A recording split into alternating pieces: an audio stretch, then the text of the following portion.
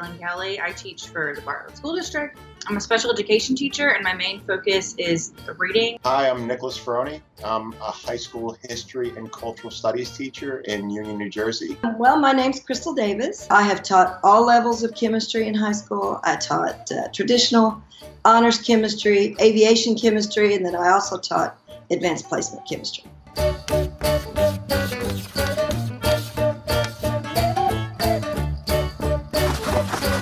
I would say the best gift I get is when my students from last year come back just to say hi. There's nothing more encouraging for an educator than knowing that they had an impact on a student. So when that student comes back and says hi to you, like, that means everything. Seeing old students that I've had from previous year, whether in my RTI class or if I had them in English 11, I love to see them excited for the future. I love seeing my previous students.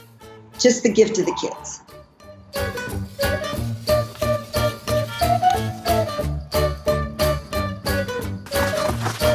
I would really love for them to bring hand sanitizer, tissues, and Lysol wipes.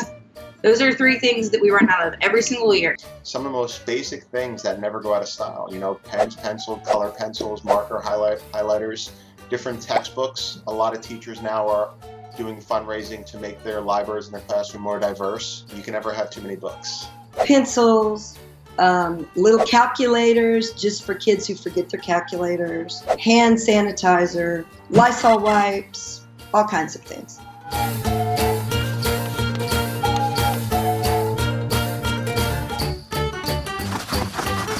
I would say the first day for me, it's always the first 2 weeks. A lot of teachers, I think, and I was one of them, where it's like the first day, you're like, I'm here to teach. Let's start the first day. Let's make sure we learn content. I spend the first 2 weeks of class developing a relationship, getting to know my students. I make sure, I go out of my way to make sure I pronounce every student's name right. I know everything about them. I know the pronouns they want to use. I know their background. I know their family. I know what they love, the music they like. Because I make it very personal the first 2 weeks. So that way, once we get into the content, the classroom environment is comfortable. There's no managerial issues. There's no backlash. There's no students thinking that their teacher doesn't care about them. One of my biggest concerns is pronouncing the kids' names correctly. Our school is, thank goodness, so multicultural, and we appreciate it so much that I want to give the kids the respect that I can by, calling them, pronouncing their names correctly. For me, I tend to get off track a lot. So like on the first day, I have to make sure that I'm really focused on what I'm saying, because I can spend all 30 minutes being like, oh, how was your summer?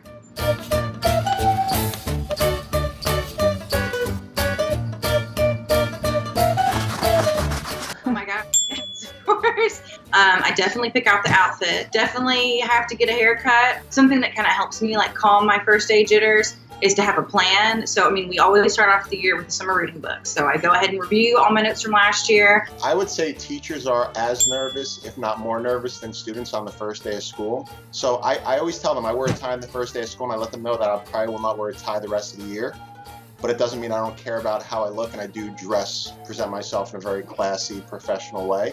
I'm not nervous because I'm nervous. I'm nervous because they're nervous. And that's kind of where my nerves set in. I never sleep the night before school starts. Never sleep. So yeah, a little nervous. First day of school, even after 30 years, you're still a little nervous.